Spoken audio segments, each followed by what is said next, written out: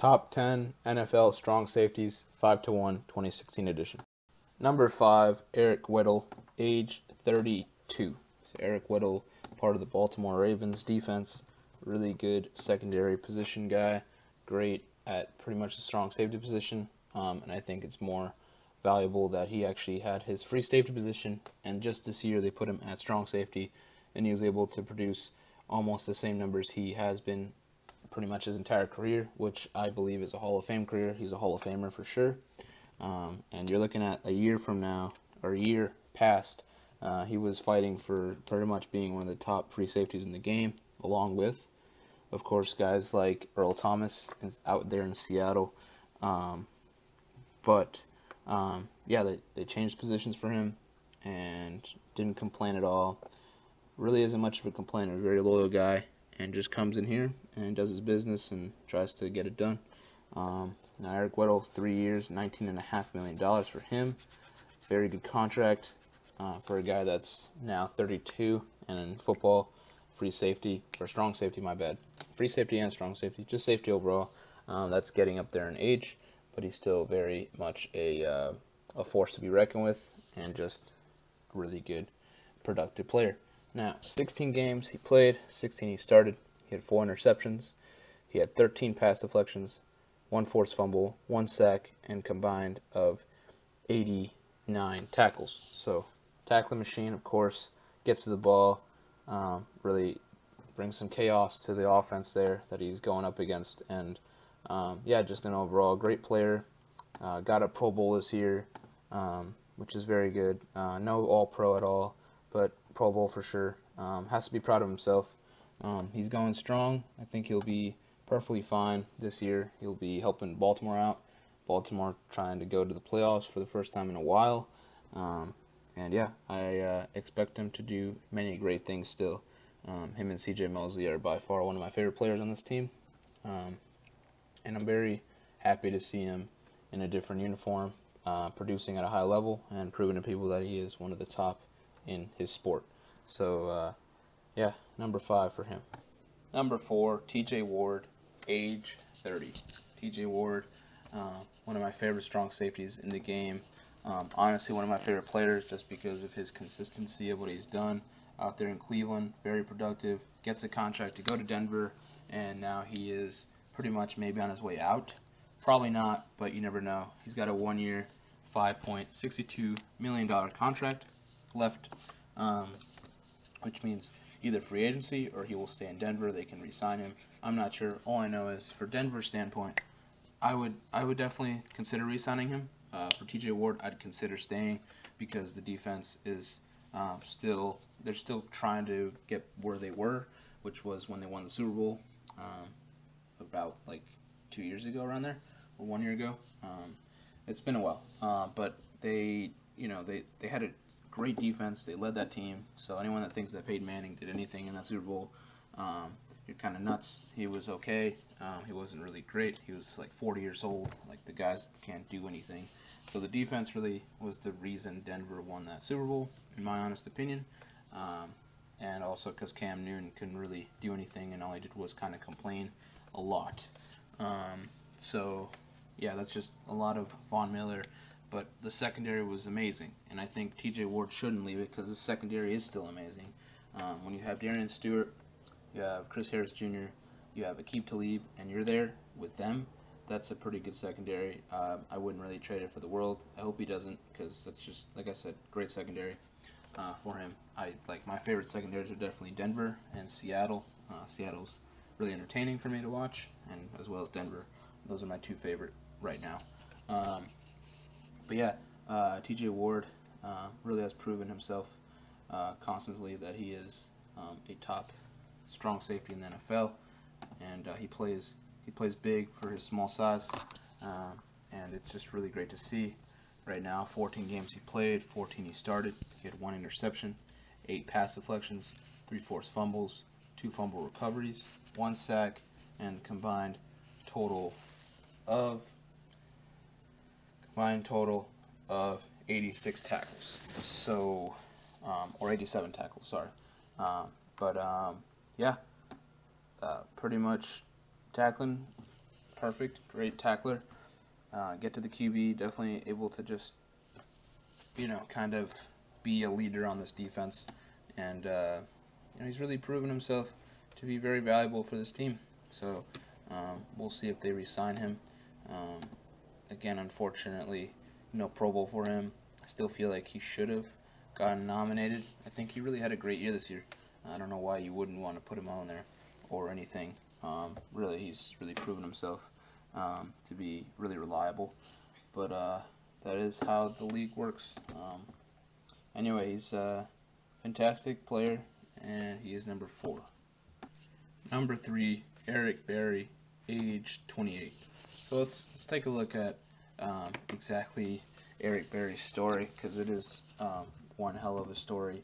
A guy that really overcame a lot, and really, it's kind of touching to see that. It really is. So he gets to the NFL 2010, great year for him. 2011, gets injured. 2012, 2013, he's doing pretty great. 2014, he gets diagnosed with Hodgkin's lymphoma, and then he starts going to chemotherapy. So it's a football player that was unfortunately had cancer, and he had to miss an entire year for that. So people were like, well, is he going to get better? Of course, it wasn't about football at that time. It was about, is he going to be alive? Is he going to stay with us and whatnot? And he did. He's actually beat cancer. He's cancer-free now. And he actually did really well 2015 after a slow recovery. But then this year, he just dominated once again. And he was back to his normal thing. And it's amazing kind of story to see how much a person can really love the game as much as he does, to the point where you have cancer, you come back, and you still want to play football. It means that you just really love the sport, and that's the first thing that I know and I see from him. And so much so that they actually gave him a new contract, 6 years, $78 million. So very touching story, a guy that went through a lot, beat cancer, and now has this deal. Very emotional, very touching for sure. A very big part of the Kansas City backbone. He really is. He really is their all. He's their world.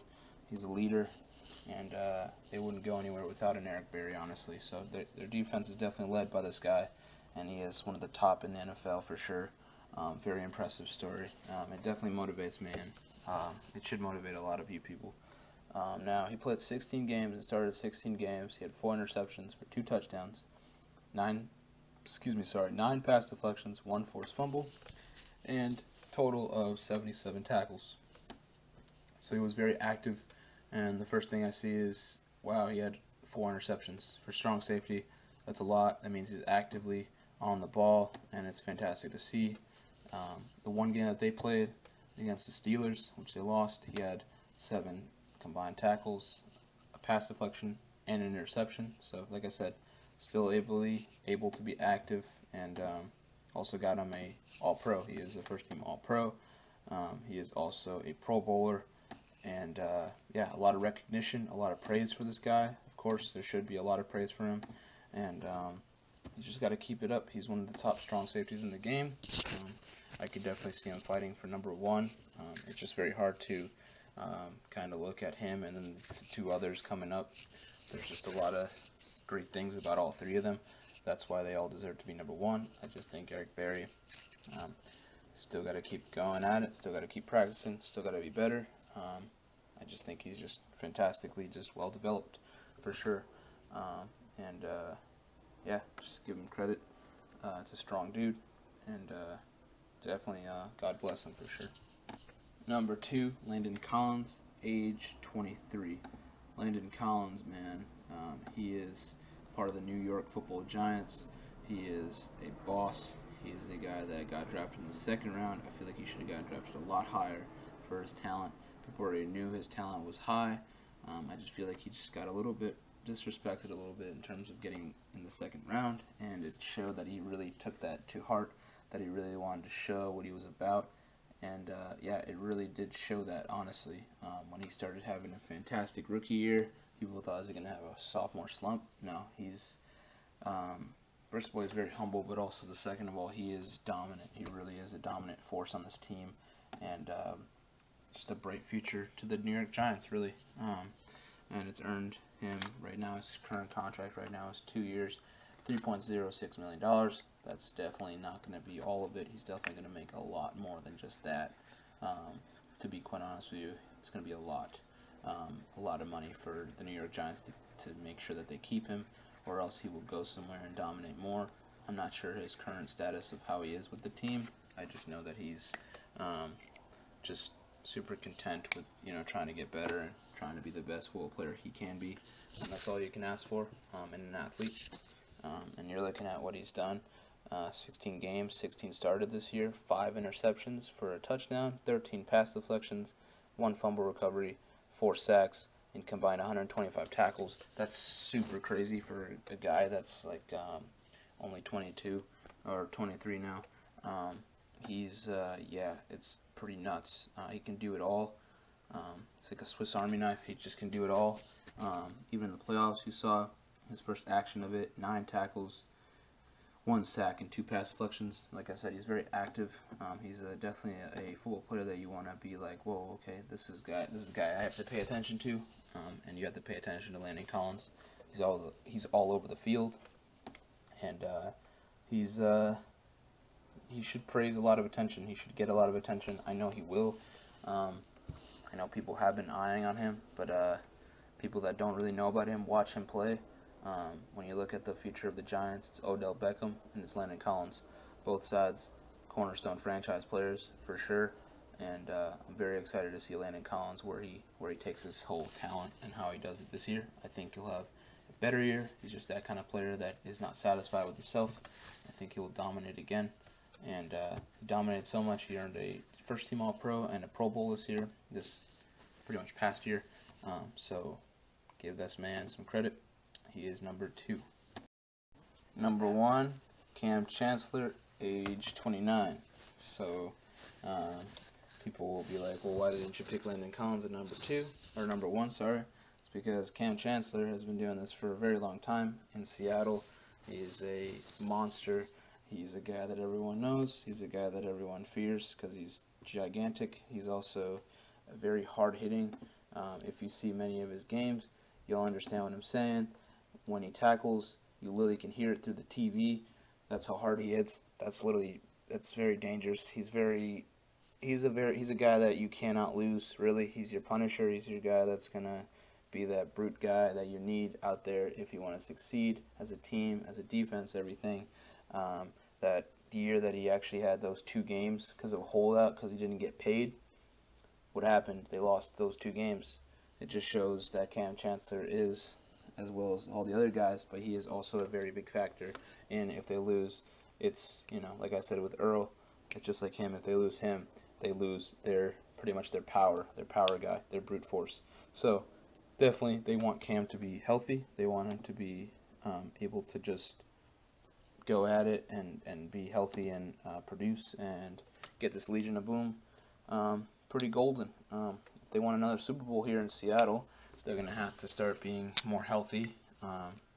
The window of opportunity is closing. Not really. I still think Seattle has a bright future.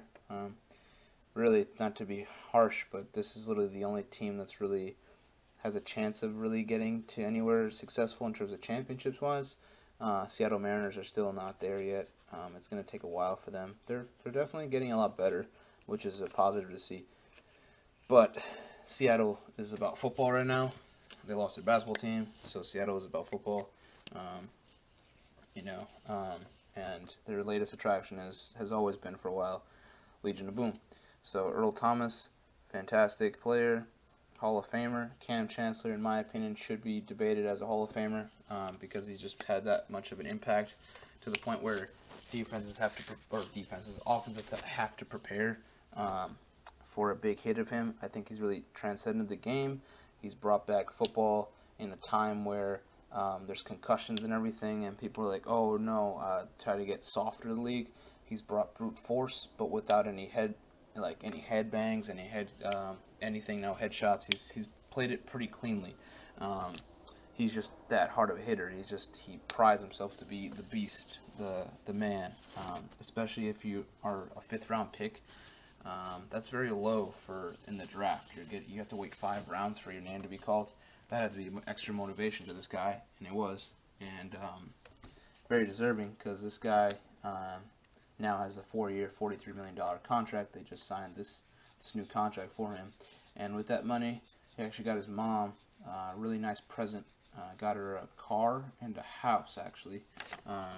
It's nice to see Mom had to struggle with his brothers and sisters and himself. He just had to survive. He had to be quiet, and he played football, which is what he loved.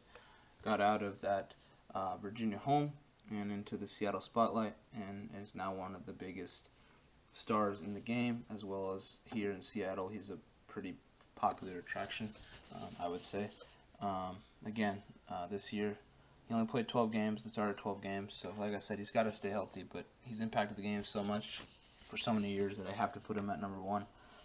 He had 2 interceptions, he had 8 pass deflections, he had a forced fumble, and overall combined tackles of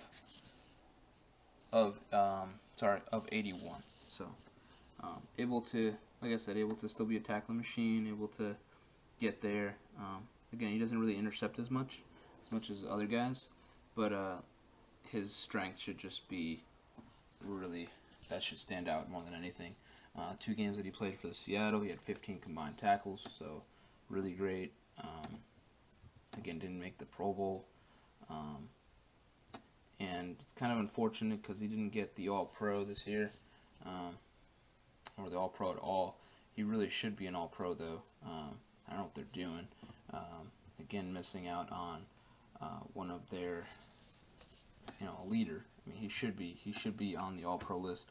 So to me, the NFL it's kind of a joke for them to just do that and not even put Cam Chancellor. He's a very big advocate. He's a very his resume should just speak for himself, how valuable he is to the league, and they should really reconsider that option there. He should be an All-Pro eventually in his career. I really do believe in that. And his name is Bam Bam Cam for a reason. He's going to literally hurt you, not intentionally. He doesn't mean it to really do that, but he's just a strong man. What do you expect? You sign up for football, you sign up for the sport. So I think all the people that are complaining about, oh, the concussion, you guys are kind of being a baby. They're the ones that sign up to play football, not you. So why do you even care if they get injured? It's what they want to do. Just let them do what they want to do. But in today's society, everyone thinks, you can't, everything's too dangerous, everything's too that. This generation is super weak. That's just what I get from it. So the people that think it's, concussion, you guys are pathetic. So he's like the best safety in the league, one of the best safeties, him and Earl. And you guys disagree, you debate about it. This is my opinion. So